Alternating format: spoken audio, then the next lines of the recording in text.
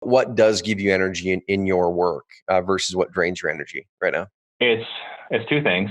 It's watching someone succeed, Mm-hmm. and it's gratitude, Mm-hmm. right? My most favorite people to work with are coachable people. Mm-hmm. And that's one of our core values, growth, impact, value, excellence, and service.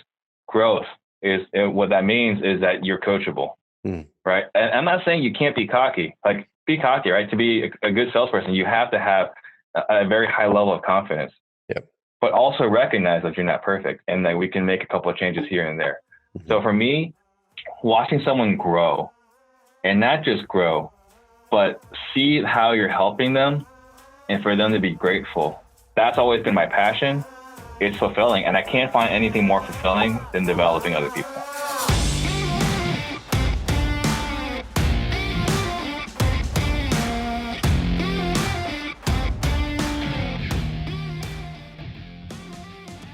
What's up, y'all? I've got an amazing guest with me today. I actually had a chance to meet this person I'll introduce you to here in a second in person, a few weeks back when my family and I were down in Arizona for a half marathon of my wife, and we took the whole family down. We had some fun. And I was looking up people in Phoenix. I'm like, who are the people that I really want to connect with? And Steve Trang, Mr. Steve Trang, who I will introduce you to if you guys don't know him yet, was one of those guys. I'm like, I want to connect with Steve. We had a brief chance to connect, back in February, I guess it was February or March at Max Maxwell's event. March, we live. Yeah, but we didn't have a chance to really talk a lot. So I was excited we had a chance to connect a little bit more. But guys, I want to welcome an amazing CareCast welcome to Mr. Steve Trang. Welcome on, man. Thank you so much. I'm really excited to be on this. With the massive lineup you've had in front of me, I got big shoes to fill. Lots of big shoes to fill. I love it. Well, dude, I want to break apart like your story a little bit, and I really love diving into the psyche of what makes an entrepreneur tick. And one thing when we were sitting down at the coffee shop before you had an appointment at a house that we started talking about was leadership, and we're going to talk about leadership on this podcast and the things that we've learned and where we've grown and where we're failing in leadership. And I think a lot of people are going to take a ton of lessons away from that part of it. And another thing, Adrian on my team, he was hitting me up over and over again. He's like, dude, you got to get Steve Trang on. You got to get Steve Trang on. You got to get Steve Trang for the negotiation side of it. And I didn't get a chance to watch your session at We Live because we were giving our session back in the little cubbyhole closet that we had way back there in the back. But yours is like full, and all of them were full. And Adrian's like, dude, he's amazing. And so I dug into some of your videos on YouTube, which you guys need to go follow Steve on YouTube. Go to his website, stevetrang.com, Trang. And I'm sure you guys can get to everything that Steve has from that one spot. But we're going to talk about negotiation as well. So if there's anything else that pops up in the combo, we will. But let's kind of start back a little bit further, Steve. You haven't been in real estate for your whole life. So kind of let's break down a little bit. How did you become an entrepreneur? What led you to real estate? There's a book, I think Robert Shea, I think that's his name. I can't remember. Delivering Happiness. Yep. Tony. And I felt like Tony Shea, there you go. And I felt like when I was reading it, like I was reading like my own little version of my biography, right? Like I was always an entrepreneur when I was a kid. Like, how do I hustle and make more money? And like, I remember in 8th grade, I got in trouble because I would go to the store on the corner and buy these little limon packets, this salty thing from Mexico at a nickel a packet. And I was selling for a quarter at school, and the teachers are like, what's going on? I think they maybe thought I was dealing drugs. I don't know, but the kids were always surrounding me. Yep. So I think I've always had this bug in me and how to make money. So I think it's just always been in my blood. I think, on both sides, my grandparents on both sides were merchants back in the part of China that we're from. I think it's just in my DNA. Dude, I love it. It's funny. Like people ask me, because I've never had a job before, right? I've only had my own businesses, and they'll ask me, hey, you're probably born an entrepreneur or something. Dude, I was like not interested in business at all. Both of my parents became small business owners. And I remember on weekends and nights and stuff, we were setting up weddings and packing tables and chairs. And I was washing pressure washing equipment off because my dad had a construction equipment rental company. And for me, when I was looking at business and becoming an entrepreneur, I didn't know what entrepreneurship was at that time. I just saw people owning businesses. I'm like, that's not what I want. My dad's always tied to this business. My dad just always complains about employees. And he's the most positive person in the world, except for when it comes to employees. So we're going to talk about He that did a not little make bit. it look sexy. Yeah, he did. No, and he's still working away in his job, and he's an amazing leader. But that's something we're going to talk about, leadership when you're growing a team here in a bit. So, dude, that's cool. So you've always had the entrepreneur bug in you. Where did real estate cross in your path, and kind of how did you get drawn to that?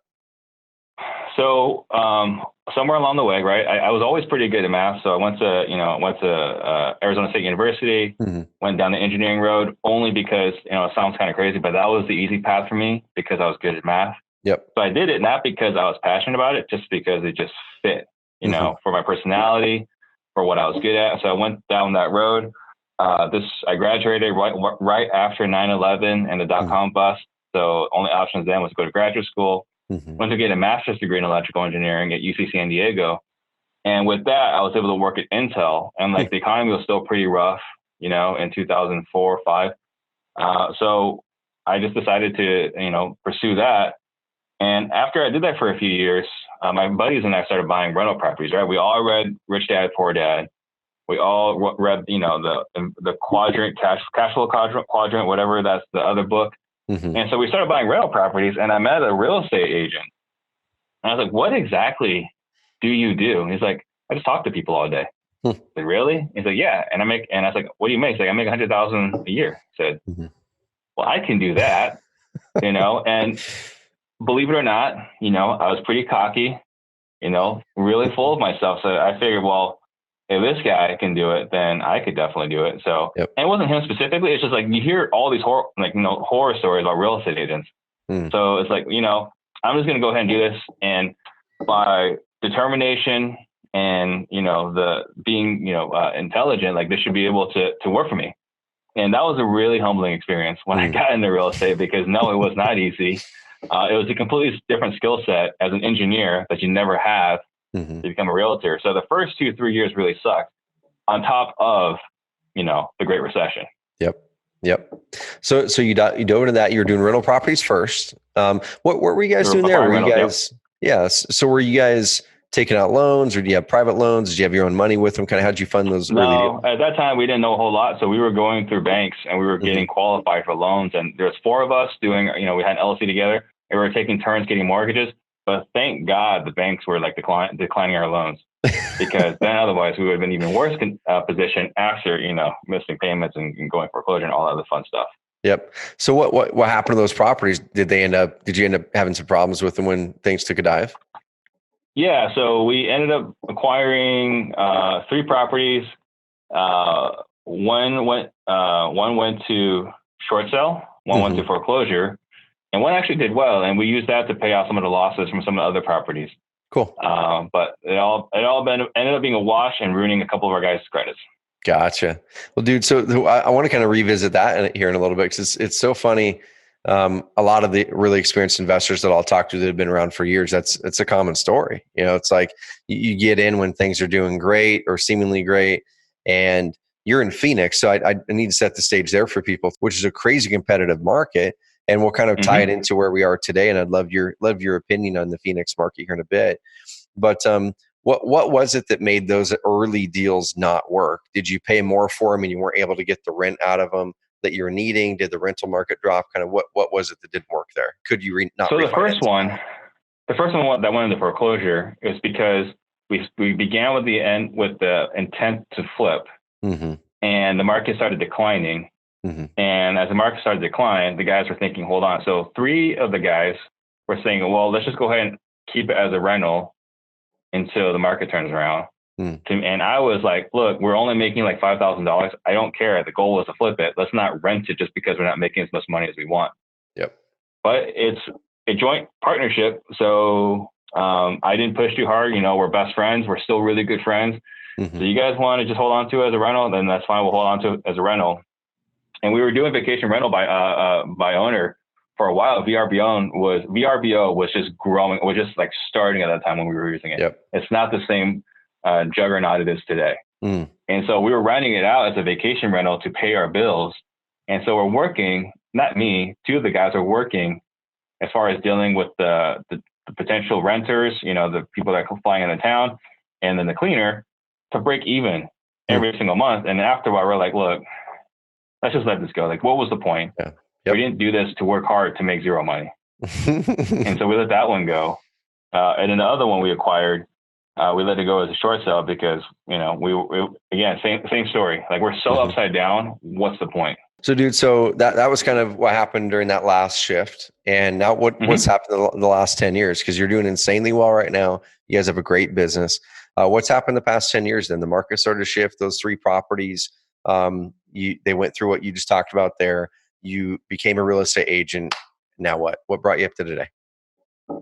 I would say the big thing was coaching. Actually, if you look at my shirt, it says, Studying Homes Realty, your home sold guaranteed or we'll buy it. And this is what I wear most days. Everyone that knows me recognizes the black shirt, but this is what I wear most days. Cool. Because I still have a brokerage and I still have a lot of people that I'm responsible and accountable to on the traditional side. And so I got into coaching, and once I got into coaching, like a light bulb went off, and something so obvious, but there's a lot of things that are really common sense, but it's not common sense until someone taps you on the shoulder. It's like, hey, idiot, this is how it's supposed to be. And so I'm busting my butt as a realtor, working with buyers, working with the banks, as REO for REO properties. I was listing REO properties, but it wasn't until I got into coaching that someone said, hey, you're not meant to be a realtor. You're meant to be a business owner that happens to sell real estate. And that changed my paradigm. And that's when I became a business owner. I thought I was self-employed. I thought I was a business owner, but until you're a business owner, you're basically working for a really crappy boss, which is you. Right. And so that made a big difference for me on my mindset. And once I got into coaching, the broker I was working with, great guy, supported me for 5.5 years, taught me a lot, but I started to realize like I've outgrown him, through personal development. And so that's when I decided to go off my own, started my own brokerage. And when I started my own brokerage, it was meant, to be honest with you, it was totally a selfish move. It was like, I'm tired of paying somebody for a deal when I'm doing all the work, and, I had to do it all over again. To be honest with you, I wouldn't do it the way I did it. But that's the road I went. And along the way with the coaching, I pushed hard on the guaranteed sale program. And the guaranteed sale program was how I learned about wholesaling, because as an entrepreneur, as a business owner in traditional real estate, my job is to find sellers. And I said, well, how am I going to find sellers? Well, one thing I know is pay-per-click. So let's do pay-per-click. So at that time, it was basically Sean Terry, me, and a couple other names that aren't really, doing very much. And at that time, this is 2012. At that time, it was about $2 and change per click and $12 and change per lead. What I would do today to get those numbers for pay-per-click leads. Oh yeah. But that's what I was doing. I set up my own landing page. I did, we buy houses, sell my house fast. I was doing all my own pay-per-click. I did my own landing page, it was WordPress back in the day. And I would go to people's houses, and as a realtor, I do your home sold guarantee or I'll buy it. But the message is, let's list it so you can get the most amount of money. And it got me listings. It got me a lot of listings. But then every once in a while, they're like, no, I want the cash offer today. It's like, no, you don't understand. If we list it on the market, you're going to get X. Like, yeah, I know, but I want the cash offer today. And I was like, I don't think you heard me. If we list it in the MLS, you're going to get 10,000 more in about the same amount of time. They're like, we don't care. And so the first time I bought a house, I said, okay, well, I got the contract in the car. Let me go get the contract. And we filled it out. And I drove home. On the way home, I called my wife. I said, hey, we just bought a house. Right. And then I was like, okay, that was an anomaly. That's not going to happen again. And like a month and a half later, we bought another house. And then this kept happening until we ran out of money. And when we were buying these houses, we were basically wholesaling them, right? That's all we knew how to do. Gotcha. And after a while, I was like, okay, A, we're paying too much. And B, I need to figure out how to offload these properties without having to take them down. Yep. And that's how I learned about wholesaling. Gotcha. So you and Sean, I've known Sean for years and years and years. And of course, he's a big wholesaler. I know there's a gazillion wholesalers. Massive guy. Yeah, there's a gazillion of them in Phoenix now. How was the market then wholesaling wise versus today, and kind of what are you seeing as the core differences on how you really crack through and win in this market versus maybe 6, 7, 8 years ago? Man, back then it really wasn't that hard. If I knew what I knew today, I would have absolutely murdered it back then. But obviously that's not the case. Yeah. And so back then there wasn't as much competition. It was basically me, one of Sean Terry's guys, and maybe a third guy. But most often they had to talk to like one other person on a pay-per-click lead.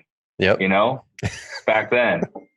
Today, we actually, in 2018, made a conscious decision to pull back from pay-per-click in the Phoenix market, just because we were paying over $40 per click. Yeah. And, you're probably looking at $900, $1,000 an appointment. And, could we make it work? Sure. But do we want to make that work? We have other, lower cost alternatives for us. But back then it wasn't too hard. Today, man, I want to say, I don't know how many wholesalers there are in Phoenix, but there's a lot of them. Yep. And which is fine. But the how we're able to compete today versus back then is we have to be much, much better at the dining table, in the living room. Yep. Well, dude, that's a great transition. So let's talk about that. We're going to kind of go into how you're able to stand out when you're meeting with the seller in your market, a really competitive market. I think that sets an amazing stage, y'all, that you heard Steve's transition into what he's doing now and just the whole story. He's got his wins, he's got his losses in there, which are amazing, sharing those. And then also now we've got the market changed over the last 5 or 6 years, a lot more competition. And I want people to think about this and go, you know what? There is a lot more competition. There are going to be things that are going to be harder in this market, but you're going to see people who start wholesaling today who are going to be really successful next year and the year after. They just followed 100%. a certain model. Yeah, they just followed a certain model that works, right? And also, I know investors who've been doing it for 10 years that literally hung up their cleats this year because they didn't shift their strategy. And so we're going to show you guys, no matter if you've been in it for 10 years or you're just starting, how to start to adopt new methods that are going to work today. So when you get an appointment, man, let's kind of start at the front. When you get an appointment, a lead comes in from wherever it comes in. What are you doing to really set the stage for that appointment? Are you doing anything special before you actually get to the house? Before we get to the house, we want a couple of things we want to do is we want to let them know when we're coming with the intent to buy the house. All right. We're not coming to share information. Like we want to make sure, if we come, the intent is to buy the house, or, and it might be that we come and decide not to buy the house, but that expectation, and we set it very clear as like, hey, Trevor, if something were to come up, how would you let me know that you can't make it? And by asking that question, how will you let me know? Now they're thinking about how will I let that guy know? And they'll tell me, and they're more likely to tell me versus, hey, Trevor, if for some reason something comes up and you can't make it, will you let me know? Of course, I'm not a jerk. I'll let you know. Yep. But they're going to forget how to get hold of you. They're going to forget your phone number. Which website were you? Are they going to Google it? Yep. They're not going to let you know. But just a simple thing. Hey, Trevor, if something comes up, because, life happens, how will you let me know? And they're going to tell us, and then they will follow through with it. Gotcha. So that's good. That's the first thing. Second thing is we set the expectation that we're coming to buy the house at the appointment. So one thing that, I've talked about a couple of times is the upfront contract. And it's that, Trevor, when we're coming today, it's okay for you to tell me no. Like if you don't like the price, you don't like the terms, whatever, just do me a favor, tell me no. Likewise, if I decide at the end of our time together that this is one of the houses I'm not going to buy, are you going to be okay if I tell you we're not going to buy this house? And then they say, yeah, I'd rather you be honest with me. I say, great. And now if it does make sense for us to work together, would you be all right if we just go ahead and write out the terms that we agreed upon? Now we've given them we've told them what yes means, and we've given them permission to say no. And if you read Never Split the Difference, you've probably read it a couple of times. Giving the other party the power to say no gives them so much relief and comfort that now this is no longer an antagonistic battle. And when I tell them I might say no, they're like, what do you mean you might say no? Yep. Right? Like you're a commodity. There's a whole bunch of you. Like, no, I'm only here. It's December 12th today. I can only buy 1 or 2 more houses between now and end of the year. I'm not sure this is one of the houses we're going to buy. Yep. Completely different position. That's so good. Guys, I want you to listen to this really, really closely, because what Steve's doing is he's giving you guys like a real playbook here, specific stuff. And there's a lot of little nuances in what you're mentioning too, Steve, where the way that you had brought up those three questions about saying yes, saying no, and then how the contract will happen, like they were questions. It wasn't you dictating. It wasn't you dictating saying this is what's going to happen. It's like, would you be okay if this is what happened next? I love that. I love it. It sets them back on their heels instead of the kind of antagonistic feeling like I've got to dig right. It's not a clash. It's not a clash. We're working together. Yep.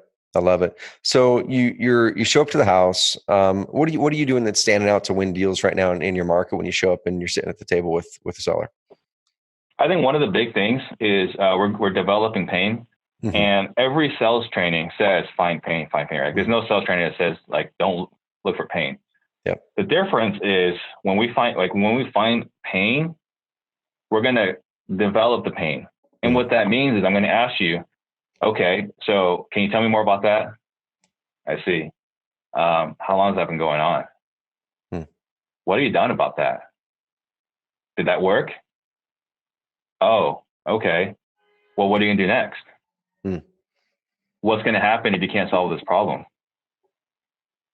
Does anybody know about this? You know, like we're asking all these questions, and they're so uncomfortable. Even in a role play, Yep. It's uncomfortable. Right? Now imagine we're in someone's house. Like these are we're going to go through. Does anybody know about this? What's going to happen if you can't figure this out? Like you want to see someone get uncomfortable. Yeah. Asking that question, like, because you've dealt with, or your listeners have dealt with people that are in foreclosure, no big deal, right? In their mind, like foreclosure, whatever, happens to everybody, But you go through this pain funnel with someone that's in foreclosure and asking them like, what's going to happen if you can't figure this out? Oh boy, does anybody know? Man, like it's just these are the kind of questions that now we go from intellectual to now they're feeling what's going on. Like they're feeling the heaviness. And it gets real at that point, right? Where it's right. no longer, I'm going to see if this thing works. Like, oh, damn, you're right. Like I don't have a backup. And I really need to make this thing work. I love it. So so you have a lot of questions you're asking. You use the words pain funnel. I love that. That's really, really good. Just kind of a little psychology switch. I love that. So you're going through, ask them a bunch of questions. What do you do? What do you do after that point? You've asked them those questions. You've kind of pulled out the pain, amplified the pain. Are you making an offer at that point? How do you make the offer? Is kind of what happens next. So after that, we're going to ask them, we're going to summarize, like, given, based off everything we talked about before, this is what I'm hearing. And we'll just repeat everything in the pain funnel. And I'll ask them, Trevor, how important is it to you to actually resolve this? And they'll tell me, and I say, okay, that's great. I can't say for sure I can help you, right? They're still doing the pull away. I'm not sure I can help you. But I can tell you, typically there's one of three things that will prevent us from working together. One is time, one is money, and one is other people. In this situation here, which of those three is most likely to prevent us from working together? And now they're giving us the objections before we get to even we're trying to close them. Yeah. That's a good question. So now we get the objections. So now they're giving me the objection, and we get to talk about it before we try to close them. So we're going to go through all the objections, figure them all out. And this might be a point here where we find out there's a decision maker missing. It's like, okay, well, let's go ahead and let's reconvene this meeting. We're not going to finish this meeting yet. Let's reconvene this meeting when the actual decision maker is present. Or they find out I really need this amount of money. Okay, let's find out how much money you really need. And then I'm not going to tell them what my number is. We're going to figure out how much they need. And if we figure out what they need, then we can say, okay, we can do that. Yep. So it's never like, here's my offer. Like, let's say, for example, your house is worth 200, your balance is 100, you need 30K, right? Yep. So we know you need 130,000 on the sale. Okay. But we're not talking about 130,000. We're not talking about ARV. We're talking about I need 30,000 from the seller's home. Yep. That's the kind of conversation we're having. Gotcha. And from here, we say, okay, so if we can get you 30,000, what happens next? And it's not, if we give you 30,000, will you sign today? If we give you 30,000, will we work together? It's, Trevor, if we can, I can't promise that we can do this, but if I was able to give you $30,000 to take home after everything's said and done, what happens next? And then you're going to tell me either we can move forward or I got to talk to somebody. Then if you say we can move forward, well, I don't suppose you want that in writing. Well, I'm not an idiot. Of course I want this in writing, right? Like you wouldn't sign it if we put something in writing. No, I would sign it, right? So like if they say, if that's what they say, or they say, well, I need to talk to my best friend, or I need to talk to my sister. I say, hey, that's great, Trevor. Let's go ahead, go talk to your sister. Let's pretend your sister was here and she was listening to this conversation. What do you suppose she's going to say? Let's just bring her in this conversation right now, right? Okay, let's pretend she says that. Then what would happen? So we're going to try to not have to have her talk to her sister. But if it does come to a situation where she needs to talk to her sister, then we'll reconvene later on. Dude, so one thing I want people to recognize here is through all the stuff that Steve's saying, I don't know that I've heard one statement yet. Like it's all questions. Everything is questions. Even stuff where most people logically would give a statement. Oh, hey, awesome! Like the $30,000. If I get you $30,000, would it be a deal? Is probably what a lot of people say, or something like that, which is a question. But then the person might say yes. Then cool, awesome. I'll draw up the paperwork. That's probably where most people will go, instead of asking them the question. However you said it was awesome. Do you think you might want that in writing? That's great, because then they're the ones who get to say yes every step along the way. They feel they're in control, and they don't feel like they're getting sold. They're the ones that are actually pulling you along, which is really good. Right. That's good. Oh yeah. I mean, it's basically, they're like grabbing you by the collar. Just give me the damn contract. Yep. Have you, so when you're talking to sellers, have you had any circumstances where the seller has told you, hey, it's the way that you're, talking to me, or the way that you've shown up is just different than others, and that's one of the reasons I want to work with you? All the time. Yeah. We get that all the time. Because like, I talked to 3 other investors before you got here, and not one of them have actually cared about me. Because people are walking through with their clipboard, looking at the stain in the ceiling, that window's broken. That's a lot of trash, which is what a lot of training has been, right? So like, I'm not trying to knock anyone that's doing that now. But when you're talking to the homeowner and you actually care about them and their situation, well, now you're in a different league, right? Like, I mean, for all intents and purposes, you got a psychiatrist inside the house. And everyone else is like a contractor, It's like, which one are they going to feel most comfortable with? Yeah. And in that other route, man, it's almost like the person's always looking for ways to devalue your house in front of you. And it's almost like an antagonistic thing. It's like, well, this and that and this and that. Man, I was talking to one of our good clients, Brian Rockwell. He's been up here for a couple of carrot camps now. He's amazing. And he grew his whole business in Dallas, another really competitive market, 100% online. He just started doing a little bit of cold calling this last year, but he does really, really well. Did $650,000 in wholesale fees his first year, which was 2018, all online.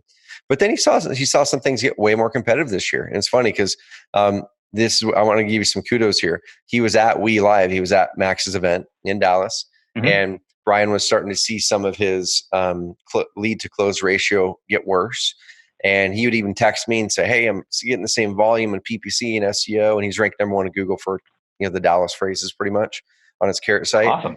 And he goes, but what's happening is my deals are starting to get fewer and fewer. And he shows up to We Live. He sees your talk. He goes back to Dallas, and he goes, I adjusted some things that I did before. I was just walking through, going through, looking at stuff, making offers and going the same way I had been doing. And he said, what I realized is I wasn't spending enough time with the seller. I wasn't really sitting down and learning about them and really showing that I care about them and consulting with them. I was more going, writing down stuff, making offers, and move to the next, because that's what worked before. So kudos to you, man. He started shifting it, and he immediately started closing more deals again. Like it wasn't a 2-month later thing, a 3-month later thing. It was he came from We Live. He went and implemented, and within a week or 2, he was closing more deals again. He got back up to maybe above where his lead to close ratio was before. So guys, this works in any market, and it doesn't matter if you're brand new or have been around for a long time. What Steve's talking about is stuff that's going to help you stand out. And the thing is, I don't even look at this as like tactics or techniques. I look at this as, how do you just care for the seller more? Like, how do you just care for the seller more and truly, truly serve them better? We're not talking about how do you pull the wool over them and manipulate them with words. It's like, how do you truly just serve them and care for them better, guys? Okay. Right. I love this. So keep listening to what Steve's saying. I love it. So that's the way you'll kind of transition to the offer. And anything after that. So anything after that that helps you stand out and build that bond and close the deal better. Yeah, I would say the biggest thing is the post sale. And I think that's something that's really uncomfortable and easy for people to miss. So we get to the point where we sign the contract, right? And we'll take the contract. Like, all right, Trevor, what does this mean to you? Like, that's a contract. Like, let me tell you what it means to me. It's solving A, B, and C, whatever pain we developed, right? For addressing those issues, it means you're going to get this amount of money so that you can go wherever, or, move closer to your grandkids, or move closer to your mom that's sick, whatever it is, right? That's what it means to me. Yep.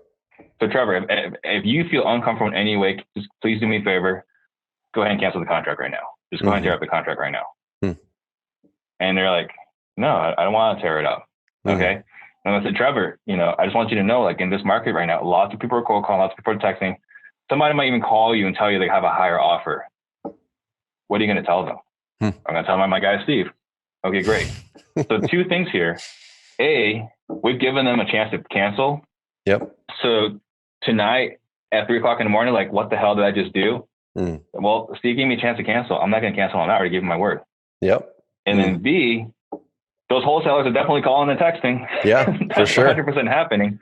So why not go ahead and role play with them so that they're prepared for it? So that they're not like, hey, Steve, I got a higher offer. It's like, hey, Steve, I got a higher offer. I just want to let you know, this is the other wholesaler investor that called me. I said, that's great. That's great. Who is it? And they'll tell me, because we've already had that conversation. Yep. Have you had a situation, I'm sure you have, but have you had a situation where one of your sellers got the call from another competitor, the offer was higher, and they called you, they consulted with you, they really wanted to take the higher offer, but then you're able to switch them back? What's happened is they'll call us and tell us, and we'll tell them, like, well, did they offer this and this, like non-refundable earnings and all the fun stuff. But the times that's happened, we've come up on our offer a little bit, but we still got the deal. Yeah. Right. Cool. Because they trust you. So that's the big thing. They trust us.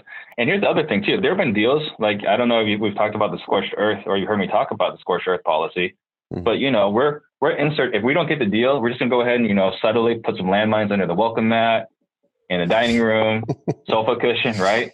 To blow people up. And so we are so consultative at the appointment that if we decide not to do, like, we'll tell them, like, you know what, this is not a house we're going to buy. I wish you the best.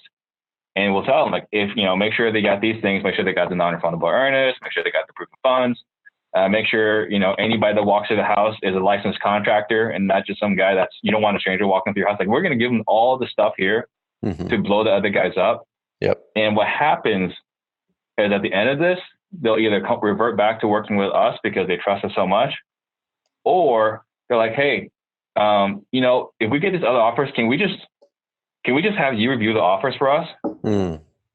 Now we're looking at other wholesalers' contracts. Like, it's getting to the point now where they're like, hey, can you let me know if this contract is good? It's like, well, this contract's really good. Just make sure it says non-refundable earnest and it's $10,000. Yep. And that other wholesaler's like, hell no, I'm not going to sign that. And I'll ask him, hey, Trevor, you're talking to this investor going to buy your house for $180,000, but he's not comfortable giving you $10,000. Yep. What does that tell you? That's good. Dude, I heard a concept several years ago called planting seeds of doubt. And it's something that I use it a lot in the way that I market, or it's not even just marketing too. And same thing, I think you could do it in a way that isn't honest, and you could do it in a way that is manipulative. But when you run a business that's based off of real values and the value to try to help, I'll plant seeds of doubt to try to get them away from something that will hurt them, right? But they may not know it. And I could give 100 million examples of how we'll do it here at Carrot. I guess one example is this right here. So when we're talking to a client, and this is real stuff because we see the data, we see what happens with performance. We see when when so many of the biggest wholesalers, flippers in the country move from custom sites to Carrot, they get far better performance. We've documented it. It's on CarrotCast everywhere, all that stuff. And so we'll talk to people, or we'll be on a webinar, and we'll say something effective. We'll talk about conversion and how conversion rate and page load speed and all that stuff can impact your leads and your close of the leads. And I'll say, hey, what's your average profit per deal? It's X. Okay, cool. Man, how many leads and deals are you okay with losing this year because of underperformance? And of course, their answer is going to be none. Awesome. Sweet. Just just take the decision that's going to guide you towards being confident in that decision. And I already shown them a bunch of things to plant seeds of doubt in their website because it's true. And I don't want them using that thing that they're currently using because I know it's going to cost them a ton of money if they don't. So as you guys are going in the long run, for sure. Yeah, and exactly. So as you guys are going, start to find ways to leverage what Steve is talking about and do it in an honest, ethical, non-manipulative way, because it will show through when you're talking with the seller, whether you are being honest and ethical about it or not. And as long as you're convicted about your service, that's the thing, man. Like Steve is convicted, his service is amazing. He knows he can follow through. He knows when he signs that contract, it's going to happen. He's going to close. And so all 100%. The ones that don't, all the ones that don't have that conviction, they're not going to be able to say these things Steve's saying because they don't have the same conviction in their own service. Dude, so man, that was awesome. Anything else to add on the negotiation side before we kind of switch over to leadership?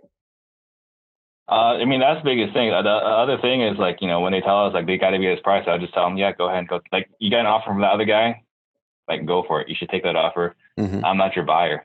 We don't negotiate. We don't like try to break. Like, it's not a negotiation game. It's an uncover, right? You have enough pain.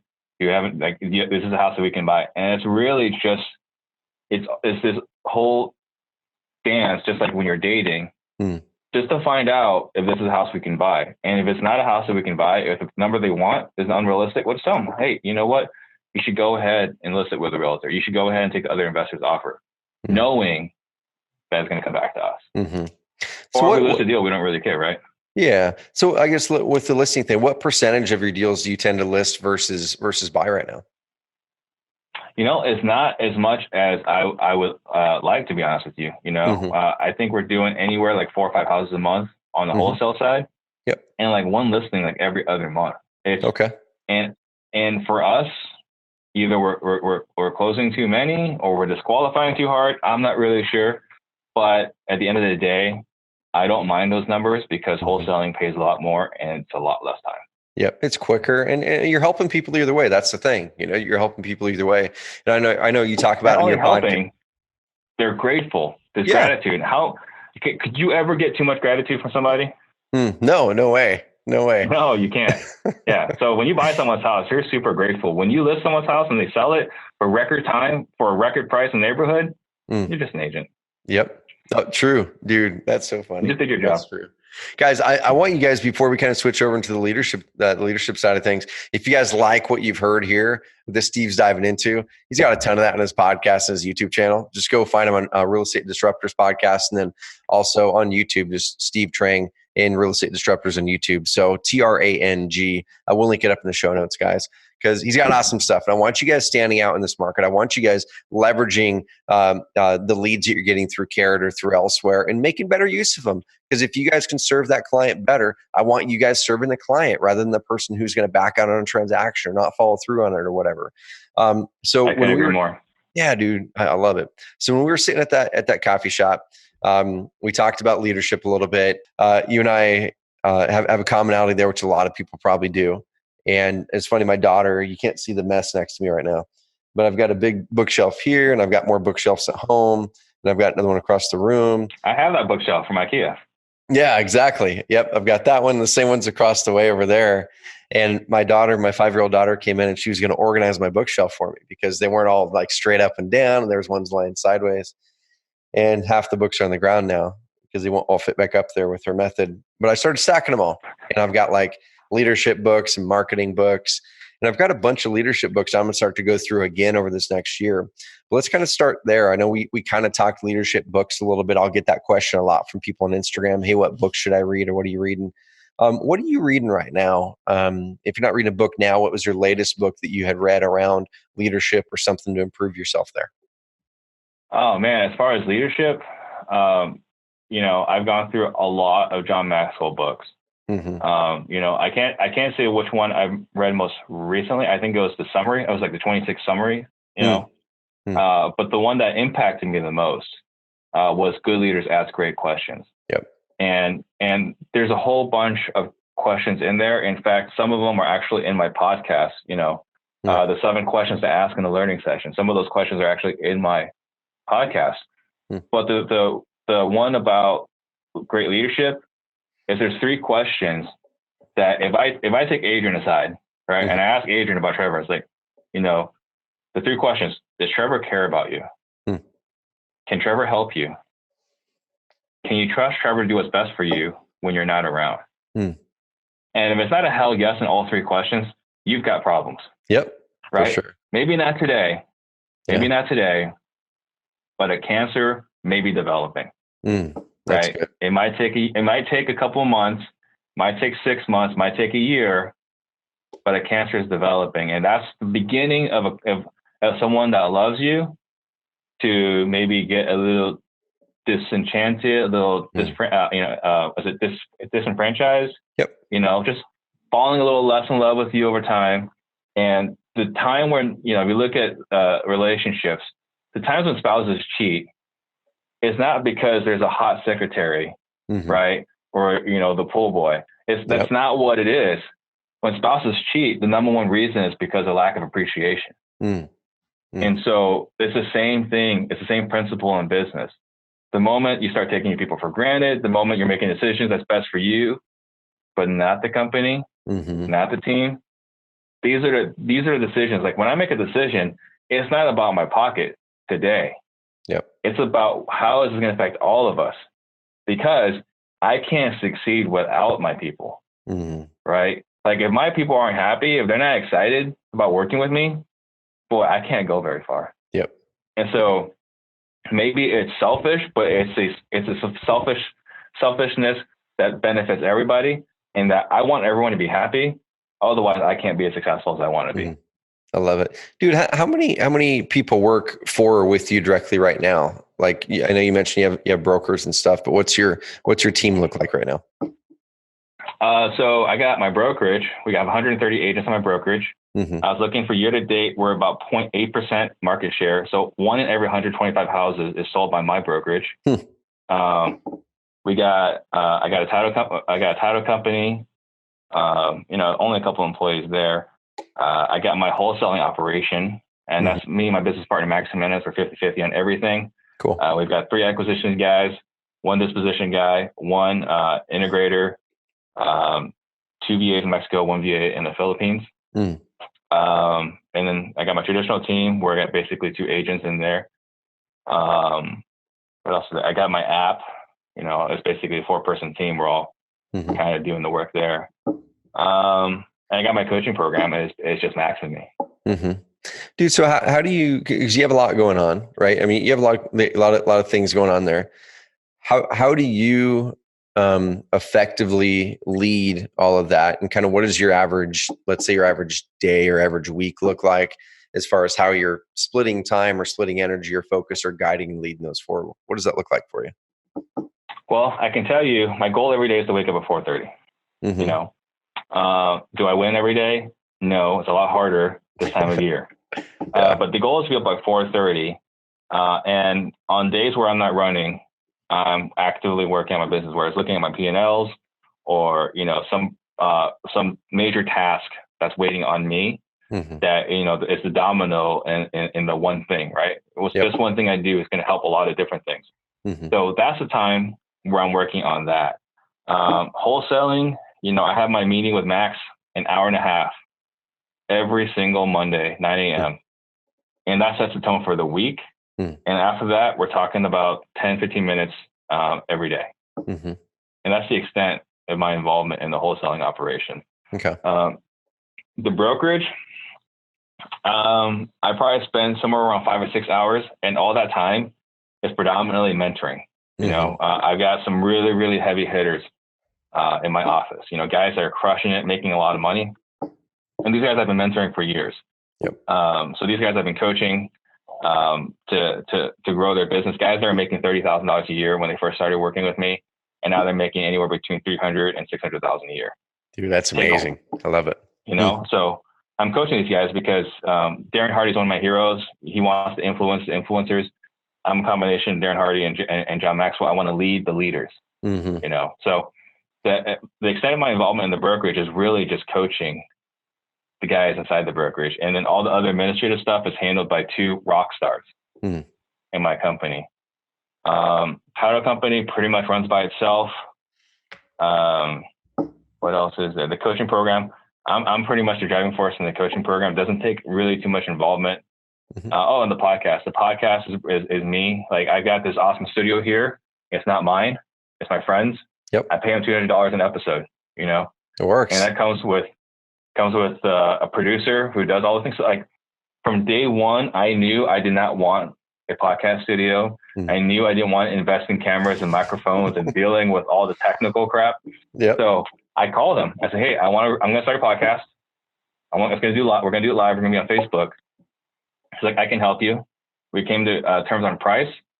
And from day one, you know, it's been off and running. But I would say part of that has to do with the, you know, some of the leadership principles and entrepreneurial principles you learn.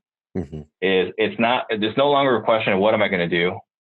It's not a question of how am I going to do it. The question is, who am I going to hire that can do this at a high level?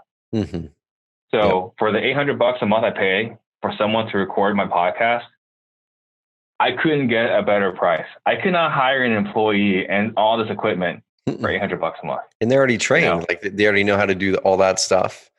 Which is amazing, dude. So question for you, and thanks for breaking that down, because I know years ago, it's probably 2011, 12, I had my hands in a lot of stuff, right? I had investments in a couple of software companies, which got me into software, which was really cool. One of them tanked. The other one's doing really, really well today. It made a pivot about 2 years ago. And then I sold my half of my publishing company, and not because it wasn't a good business. I was just burnt out, man. I was burnt out in my role in it. I had my rental properties. I was doing some consulting on the side, and I had this little side thing that ended up, it was a pain in the butt, but it was these websites on this hosting server thing. I was getting ready to like cut it all off. And the reason I'm bringing this up is at that time I read Mike McAllowit's Pumpkin Plan. And it really resonated. I made it to page 16 and I shut the book. I'm like, that's as far as I need to make it. Like page 16, dude, that was it. I ripped the thing out. I was like, here, I'm just going to do this. And I started trimming everything. And what I had realized is I didn't learn, I hadn't learned how to set up a business for success without my heavy involvement in it. So as I was dabbling in all these things, all of them were doing pretty mediocre and it was really draining my energy. And so out of that, that's when I created a process called the energy audit that I use today, and it changed my life. And it's just, it takes 15 minutes a quarter and completely changed the way that I do work, and went from 80% energy draining work to 80% energy giving work now, which is great. But I've got 2 questions for you. So first thing is you mentioned coaching and mentoring and all these things. I'm assuming that gives you energy. What does give you energy in your work versus what drains your energy right now? It's 2 things. It's watching someone succeed, and it's gratitude, right? My most favorite people to work with are coachable people, because, and that's one of our core values, you know, growth, impact, value, excellence, and service. Growth is, what that means is that you're coachable, right? And I'm not saying you can't be cocky, like be cocky, right? To be a good salesperson, you have to have a very high level of confidence. But also recognize that you're not perfect and that we can make a couple of changes here and there. So for me, taking someone, again, talking about taking someone from 30K a year to 300K a year, watching someone grow, and not just grow, but see how you're helping them and for them to be grateful. Like, it's not just the money now. Like, this feeds my soul. Like, for the longest time, I'll be perfectly honest, until last year, until 2018, my brokerage was not profitable. I was paying money into the brokerage every single year because my passion is growing people, right? Like, I was paying for that pleasure. Now it's finally profitable. And we got the coaching program that's also profitable, but that's always been my passion. And I have my friends telling me, you're an idiot, sell that company, dissolve it, go work for Keller Williams. Like, you're dumb here. But I told them, like, it's fulfilling, and I can't find anything more fulfilling than developing other people. Dude, that's so cool, because I've came up against the same thing where in the past people were kind of looking at my decisions. I was looking at long-term decisions. They were looking at it from the short-term angle. And I think as soon as people start looking long-term, I'm talking like 2, 3, 4, 5, 10 years with this kind of stuff. When you start to make those decisions based off of long-term and what's going to help you be fulfilled, help you add impact and positivity to the world, versus what can I take out now in the short term in the year, man, it's like always played out for you in a good way, where you make those decisions in the long term to keep paying into the business, because it gives you fulfillment, because you're investing in those people who are going to keep growing, and it will pay off. It's already paying off, like in the short term, for the fulfillment and the education and the mentoring that's happening both ways, I'm sure. But that if it clicks and happens, it's going to pay off really big versus going after those short-term wins. And I really hope that people that are listening to this, you guys look at that and go, where am I thinking short-term? Where am I under-indexing what I can achieve and the impact I can make in exchange for a quick buck today? And where do I really need to start investing more and be more patient and wait for those returns to happen, but do the things that make you happy in the process? Guys, think about that for sure. So you've got a lot going on with the businesses, but you found ways to pull yourself out of the daily operation, which is great. You've got some good processes, it sounds like, for your meeting cadence with those leaders, which is great. What do you guys do, Steve, for as far as the accountability with that? Do you have a certain process you use for your planning? Are you using EOS or something else? And then what do you do for like scorecards? If you were to look at those businesses like the title company as an example, do you get like a 1-pager every week, or what's the process there? So for accountability, I can tell you for the longest time, I was really lousy at accountability. Mm-hmm. And that's where my business partner, Max Jimenez, has been so impactful for me, right? Like the wholesaling business doesn't work with him, but work without him, because I'm the nice dad, right? At home, my kids, I'm that mean Asian dad. Like I fit every stereotype as an Asian father, right? But at work, I'm like, yeah, I understand. Oh yeah, whatever. Okay, I understand. Did you try your best? Okay, that's good enough. Dude, that's how I am too, man. Yep. Max is like, nope, this is what we said. This is a commitment. Like he told me on Halloween night, he's like, hey, I just want to let you know I fired Steven.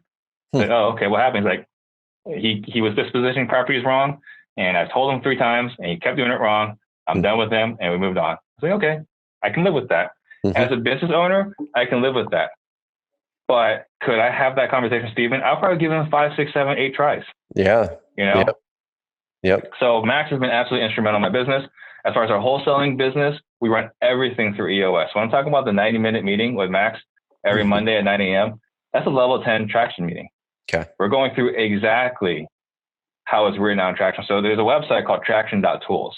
And that's the official, tool for Traction. And you don't have to use it. You can make your own. My good buddy Donald Ross at Beast Mode, he made his own. Lots of successful guys that built it out in their own in Podio. But me, I'm willing to pay a premium. Just, it's done, and I don't have to think about it, And so we run every meeting with a level 10 traction meeting. So we're going over personal wins, business wins, to-do items, scorecard, to-do list, identify, discuss, and solve. I know I'm missing something here. People headlines, and in conclusion, everyone's rating the meeting at 1 out of 10 or 1 to 10. Like we're doing the whole thing exactly as Gino Wickman wrote it out. And, I'm an entrepreneur. I like to tweak things. Yep. But I also recognize if this works for every other successful wholesaler, I'm not tweaking it at all. I love it. Dude, I was at Investor Fuel, the mastermind, a year or 2 ago, and tons of them use EOS. And I'm the same way, Steve, where I like to tweak things, like to adjust things. So this is like the worst thing in the world for me to say this. We have our own version of EOS.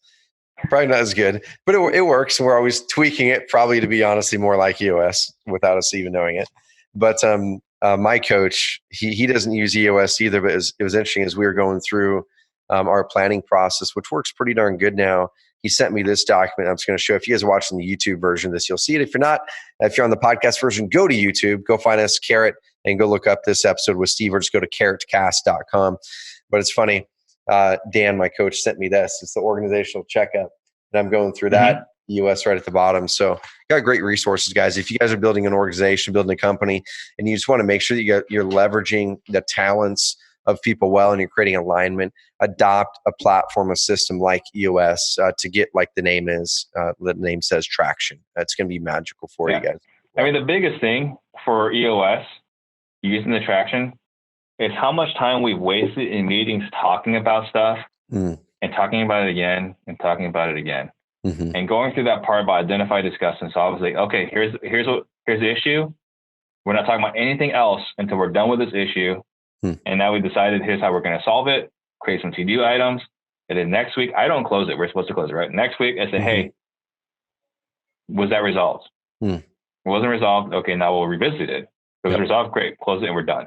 And it saves so much time. I think also another big piece too is ego. So I'm egoless. I mean, I have an ego. Can't say I don't have an ego, but as far as like having to be right, I don't need to be right. And same thing with my business partner, Max. He doesn't have to be right. We both are in alignment and that we're going to make the best decision for the company, for everyone in the company. And so that really helps a lot in having the level 10 meeting. I like it, man. Well, guys, go check out Traction. Go check out, everything from EOS. Gino's got great books out there that you guys can follow too. But just find something, find a process, find a system you guys can follow that's going to help you and your team, because your team is going to massively thank you for it.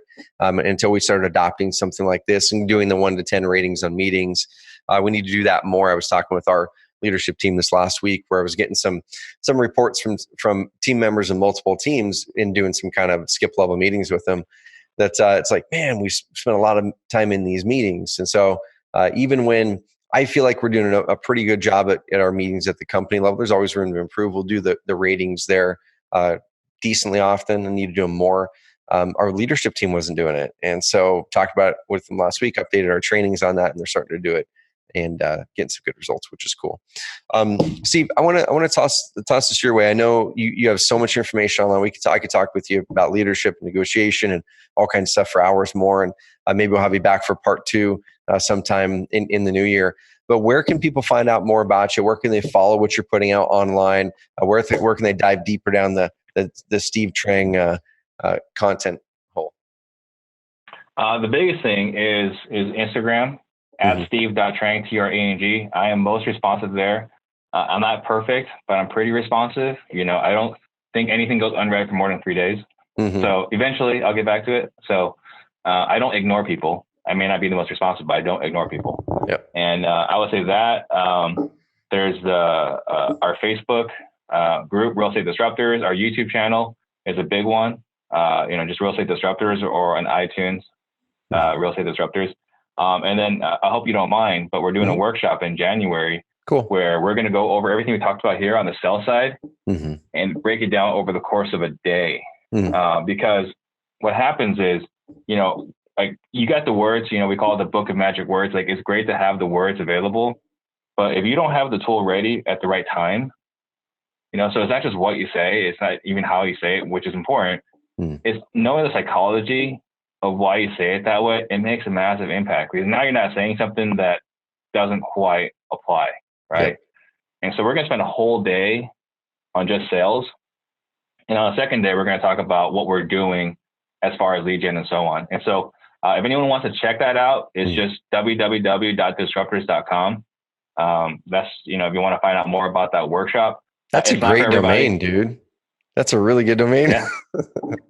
That's really good. Yeah. Well, I'm very serious. The thing I said earlier, growth, impact, value, excellence, and service.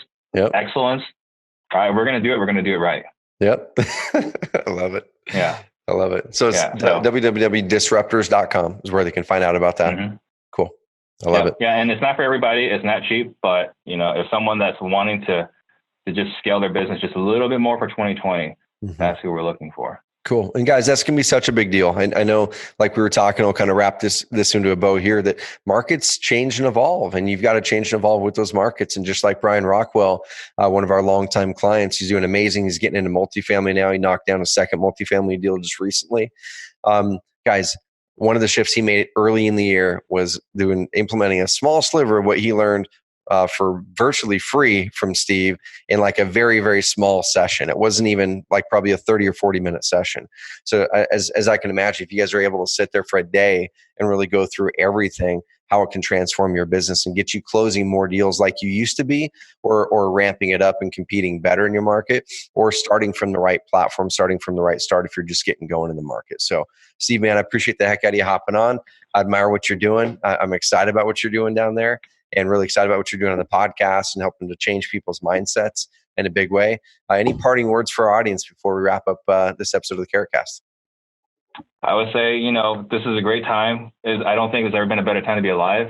I don't think there's a better country, So if you can just get rid of all that negativity and just embrace this massive opportunity that we have, there's literally nothing to hold you back today except for your mind. Yep. So just take advantage of it. Dude, I love it. Guys, go to stevetrank.com, disruptors.com, follow him on IG, and dive into Steve's world. Steve, thank you for hopping on here, dude. Hopefully we can connect again shortly. I will be back down in Scottsdale, actually, in March for a week. So maybe I'll connect and we'll have a little bit more time to chat a little bit, grab a beer or lunch or something like that. I'll hit you up. That sounds awesome. Awesome. See you, buddy. Guys, have an amazing rest of the week. But please go follow Steve, subscribe to his podcast. And while you're there on iTunes or whatever it's called now, Apple Podcasts or Spotify, go leave us a rating and review on how you like this episode of the Carrot Cast. Do you give us a 5-star, 6-star rating? I know there's not 6 stars, but give us like the best star rating that you can based on what you're learning here. We'd love, love, love it. Helps us to spread our message to more people and get more information, amazing life-changing stuff like this in front of you guys. Go give us a rating and review over there. Let us know how we're doing. Steve, thanks, man. Have an awesome rest of the week. Thank you so much.